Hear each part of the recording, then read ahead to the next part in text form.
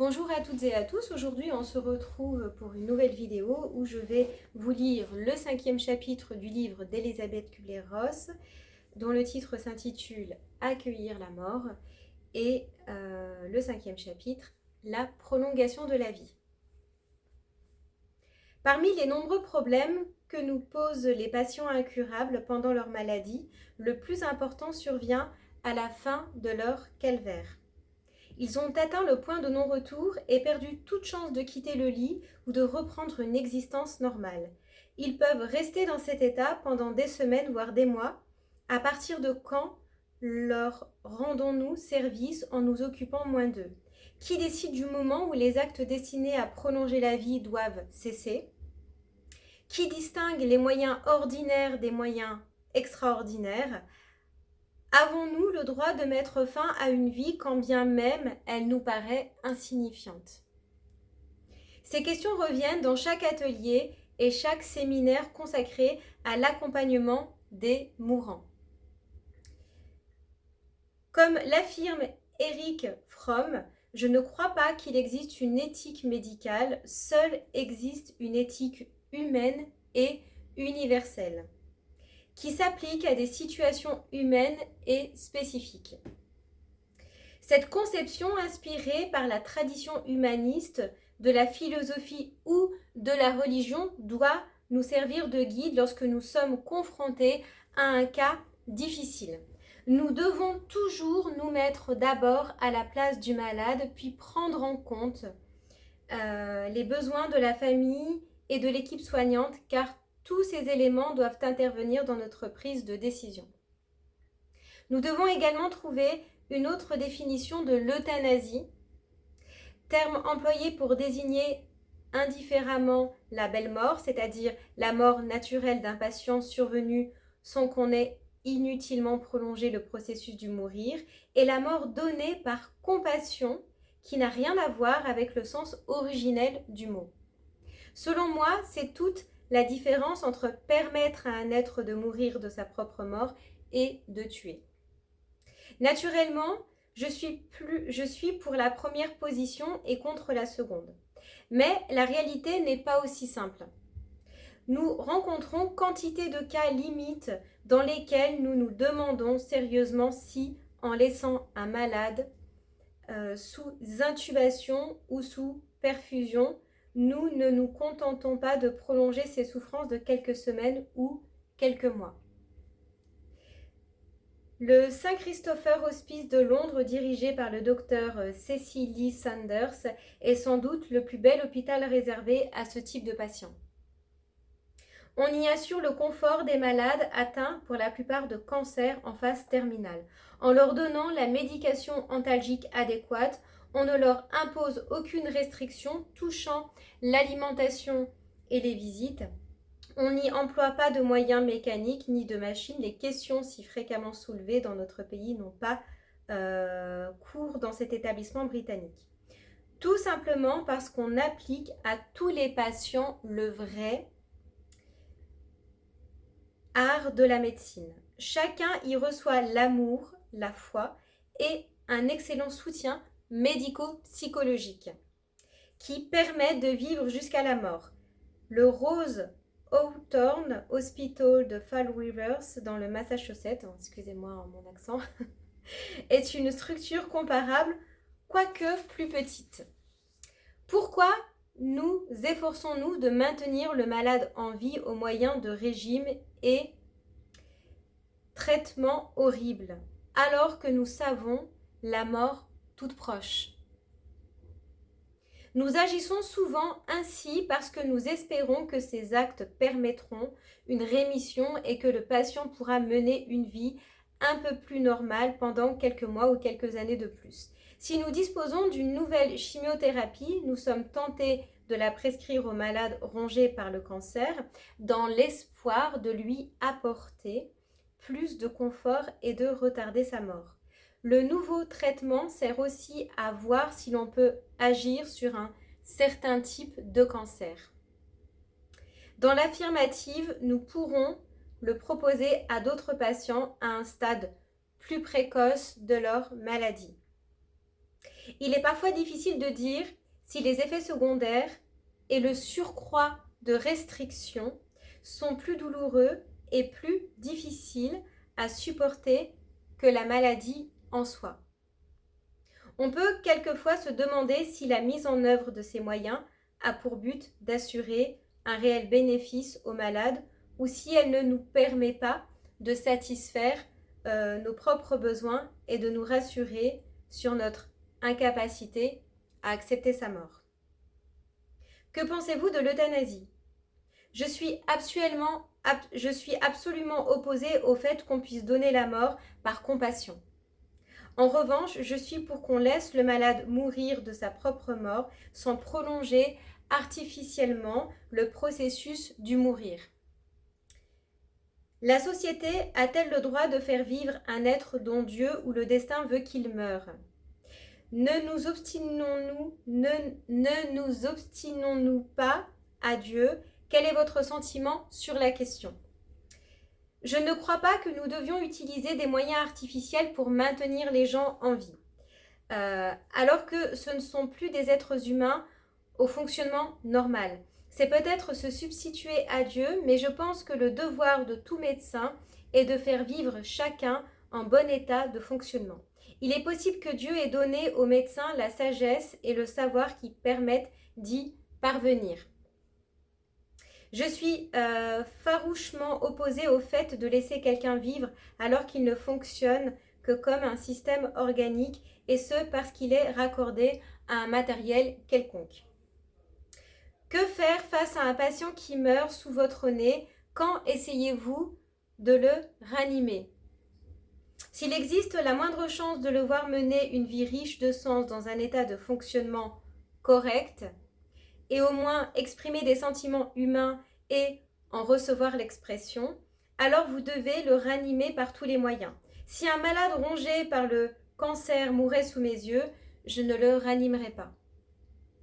Le malade a-t-il le droit de décider du moment où il débranchera les machines? Oui, il doit avoir le privilège de décider du moment où il ne souhaite plus, voire prolonger une vie qui peut lui paraître non seulement absurde, mais aussi très coûteuse. L'euthanasie est-elle légale aux États-Unis? Il n'existe pas encore de statut légal de l'euthanasie, mais on s'oriente actuellement dans cette direction. Il importe de distinguer le sens ancien du terme, la belle mort, de son acception actuelle. Le fait de donner la mort par compassion, à mes yeux, cette mort-là ne sera jamais belle. Je suis pour qu'on laisse le patient mourir de mort naturelle sans prolonger inutilement le processus du mourir, ni la douleur, mais je suis contre le fait de leur administrer une surdose dans le but d'abréger leur souffrance. J'aimerais évoquer la mort du président Truman. Pourriez-vous faire quelques commentaires sur une opinion largement répandue au sein de la population? Ces gens appartiendraient à la nation et il faudrait les prolonger contre leur gré, en vertu d'une obligation à les maintenir en vie pour le bien public. Il est tragique de voir souffrir plus que d'autres ceux que leur fonction expose. Alors attendez, excusez-moi, je vais relire la phrase. Il est tragique de voir souffrir plus que d'autres ceux que leur fonction expose. Il est inhumain et inexcusable de prolonger le processus du mourir comme on l'a fait pour le président Truman et Eleanor Roosevelt. Les médecins ont sans doute agi en toute bonne foi, mais ce n'est pas un service qu'on rend aux malades.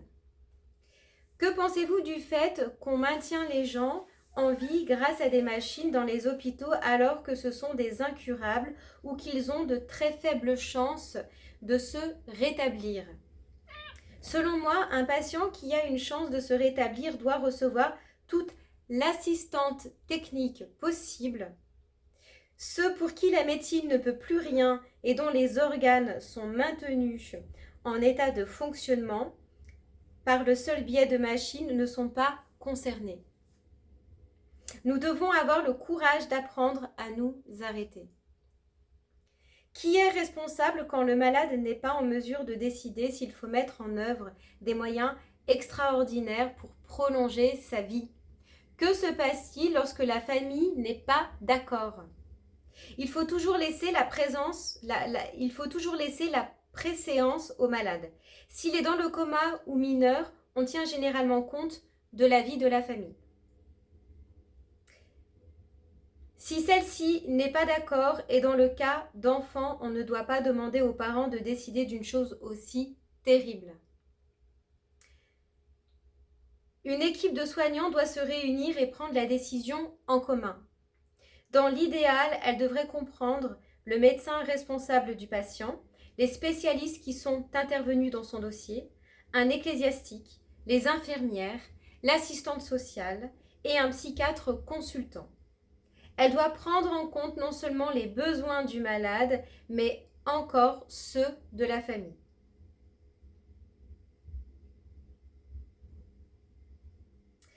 Dans le cas d'un enfant, nous nous demandons, est-ce que nous continuons le traitement si cet enfant était le nôtre?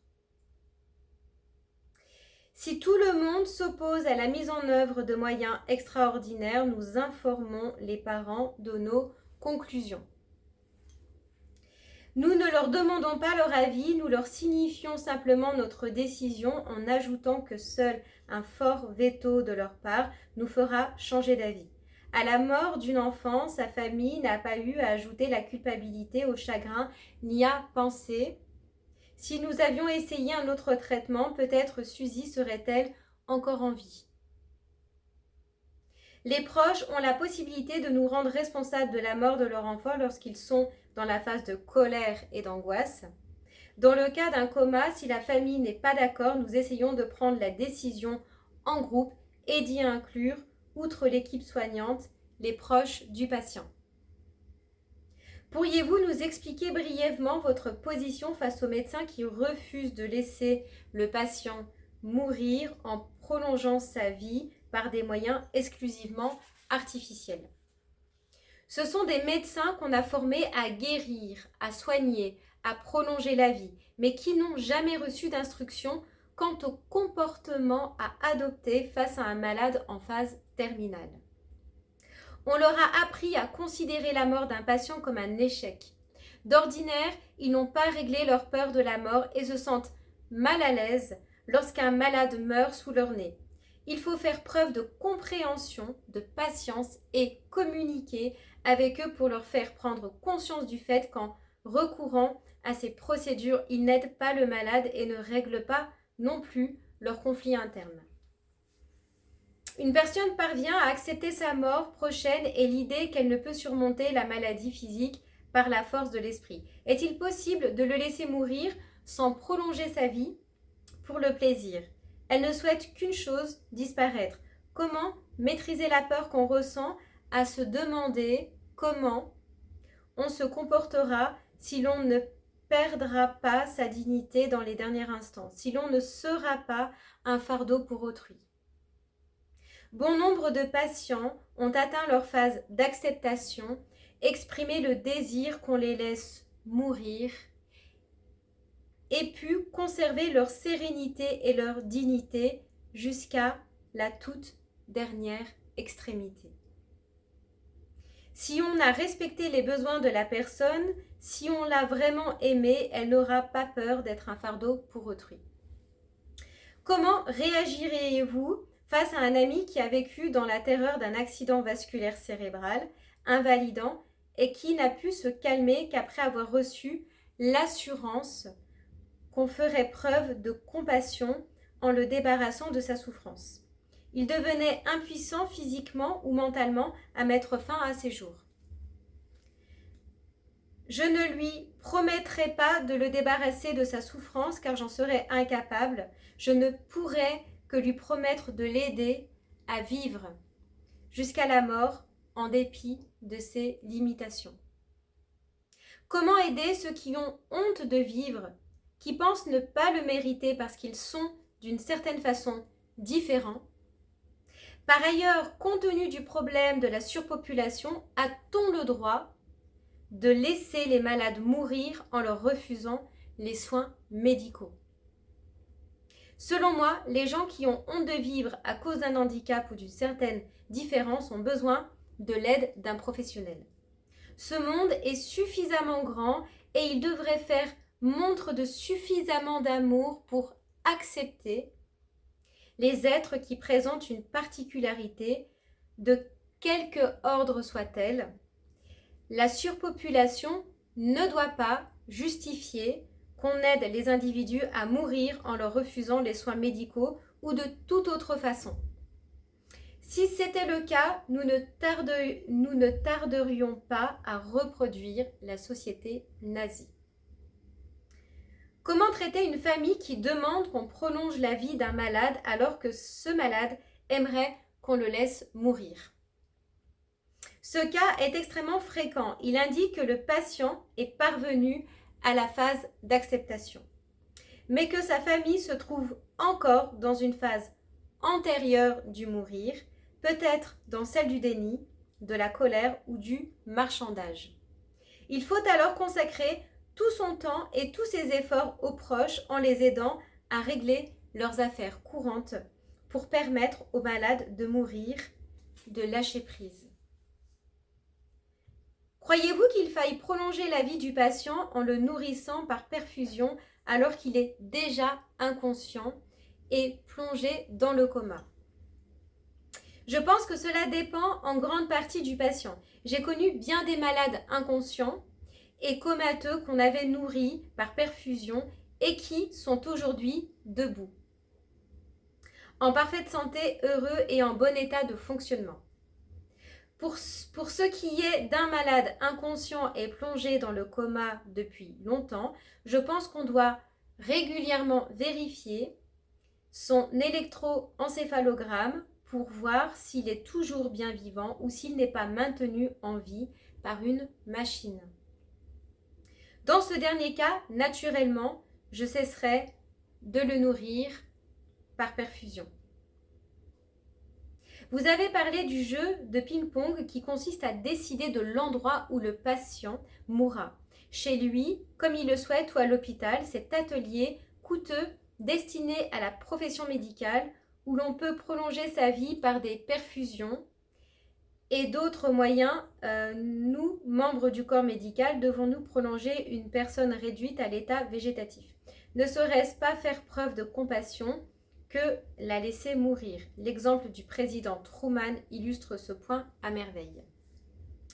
Oui, je crois que nous sommes nombreux à rester trop ambivalents sur la question de savoir non seulement où le patient doit mourir, mais aussi où placer certains de nos malades difficiles.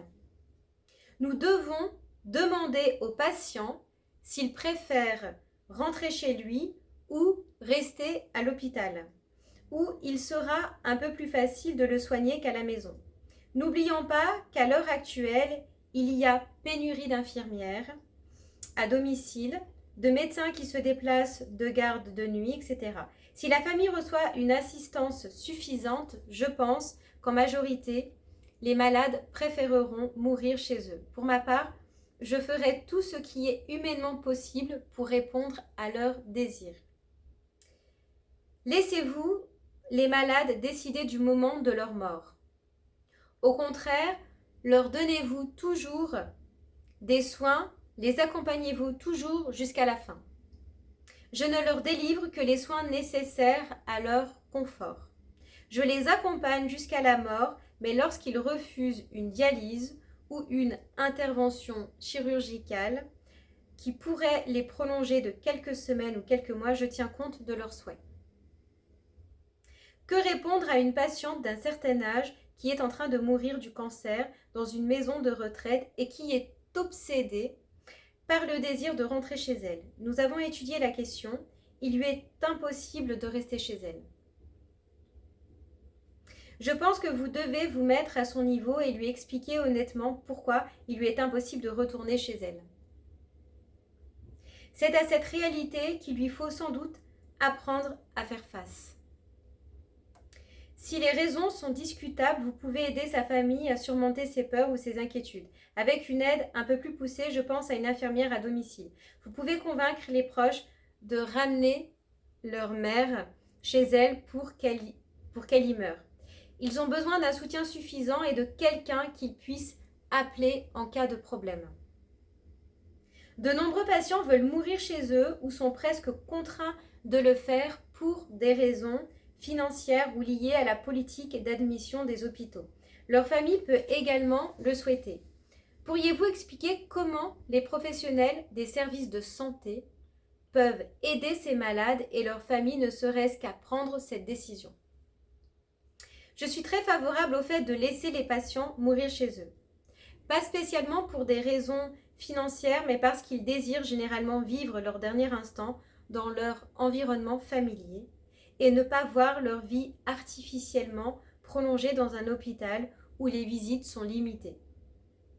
Si vous informez les proches des avantages que représente le fait de passer quelques jours ou quelques semaines chez soi, avant de mourir, ils seront nombreux à décider qu'un tel arrangement est possible ou faisable. Pour que ce soit le cas, nous devons former plus d'assistantes ménagères et combler un manque cruel d'infirmières à domicile et de médecins qui se déplacent. Un patient abandonné par la science souhaite retourner chez lui pour y mourir. N'est-ce pas pareil que l'euthanasie?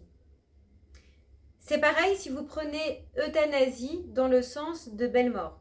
En l'occurrence, on ne donne pas la mort par compassion à ce patient, on le laisse simplement mourir dans la paix et la dignité, au sein de son environnement familier.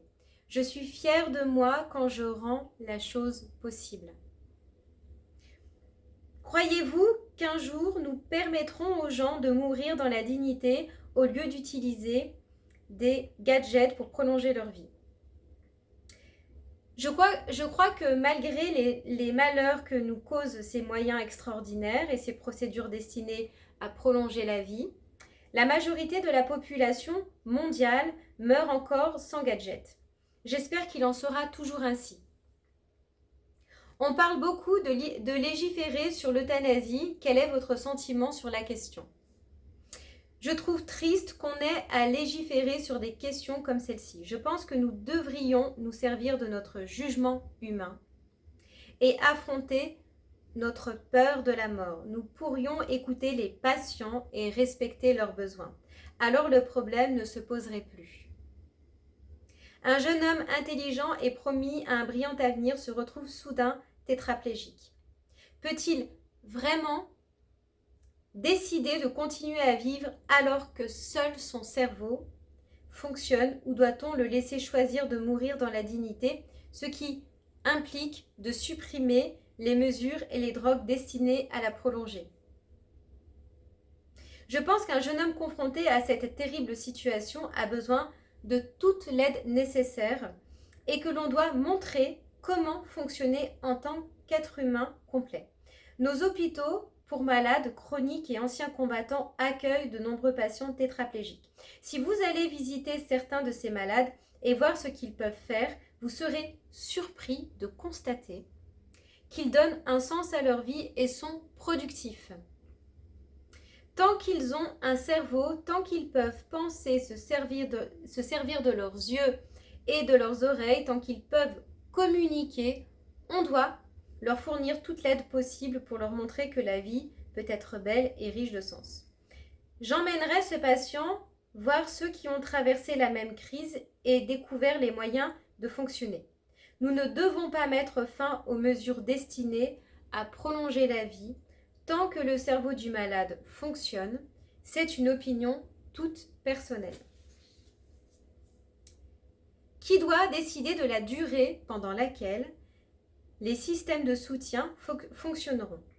Le patient, la famille, le médecin ou la société? Faut-il individualiser chaque cas ou existe-t-il des critères applicables à tous? De quels facteurs doit-on tenir compte? La demande de la famille, la qualité de vie ou le coût de l'opération? Je pense que nous devons maintenir un système de soutien tant que le malade peut exprimer ses besoins.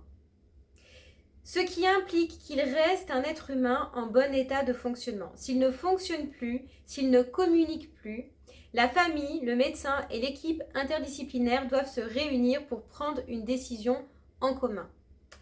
Il faut étudier chaque cas individuellement. Je ne crois pas qu'il existe des critères applicables à tous, sauf pour ceux qui touchent à la définition de la mort.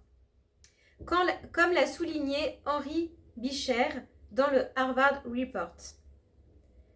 Ne nous prenons pas pour Dieu quand nous ne laissons pas les malades mourir et quand nous leur prescrivons des drogues pour les maintenir en vie. Un enfant qui jadis serait mort de poliomyélite peut aujourd'hui rester en vie si on lui donne un traitement prophylactique. Une vieille dame qui jadis aurait succombé à la pneumonie survit aujourd'hui grâce aux antibiotiques. Est-ce cela se prendre pour Dieu? Que dites-vous à un patient qui demande instamment à l'équipe soignante de lui donner la mort par compassion? Je dois d'abord trouver la raison pour laquelle il ne peut plus supporter sa situation. Peut-être la douleur est-elle si forte qu'elle en devient intolérable. En ce cas, il me faut augmenter ses doses d'antalgiques. S'il est abandonné de sa famille, je dois voir si je peux le contacter. S'il s'agit d'un homme qui a besoin d'être aux commandes de sa vie et qui ne supporte pas de ne pas maîtriser son mourir, je l'aide à contrôler certaines procédures.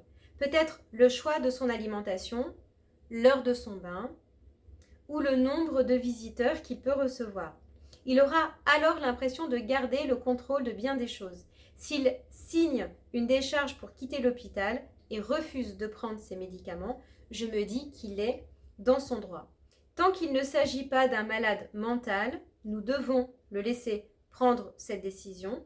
Dans le cas contraire, je demanderai tout naturellement l'avis d'un psychiatre et je verrai s'il n'est pas possible d'améliorer son état émotionnel afin de rationaliser sa décision et de la mettre en accord avec ses vrais désirs.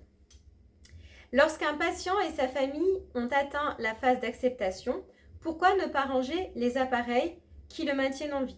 Si l'hôpital veut toujours le prolonger, que peuvent faire ses proches pour le laisser mourir dans la dignité?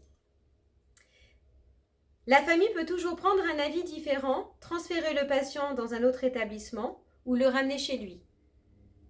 Le plus simple peut-être, mais pas toujours le plus efficace, est de parler au médecin responsable pour voir s'il peut accepter la décision du malade et de sa famille. Je m'oppose à l'euthanasie des malades incurables. Mais à quel moment les médecins doivent-ils arrêter de prolonger la vie par des moyens techniques et par la médication? Je pense au poids financier que la famille supporte inévitablement et qui parfois s'avère écrasant. Nous avons défini certaines règles très générales que nous utilisons fréquemment pour nous guider dans la prise de ces décisions. Quand le malade a atteint la phase d'acceptation, quand sa famille est elle-même en paix, il demande souvent qu'on mette fin aux mesures destinées à prolonger sa vie. Nous avons respecté cette demande dans la plupart des cas, notamment quand nous avions la certitude que le patient n'avait aucune chance de guérison, ni de rémission. Bien sûr, cela ne veut pas dire que nous avons stoppé l'hydratation, les soins physiques, ni la médication antalgique indispensable. Pour autant que ces mesures aient été indiquées, à ce stade, nous avons également discuté avec les proches de l'éventualité d'un transfert au domicile qui aurait permis au patient de mourir dans son environnement familier. Si on leur apprend à faire une piqûre, si nous contactons le cabinet d'infirmière à domicile et si nous, les médecins, leur téléphonons de temps en temps, la plupart des proches peuvent parfaitement s'occuper de ce type de patient. Voilà, je vous remercie de m'avoir écouté et je vous dis à très bientôt pour évoquer le 6e chapitre qui est « Où traiter au mieux nos patients en fin de vie ». Merci à vous.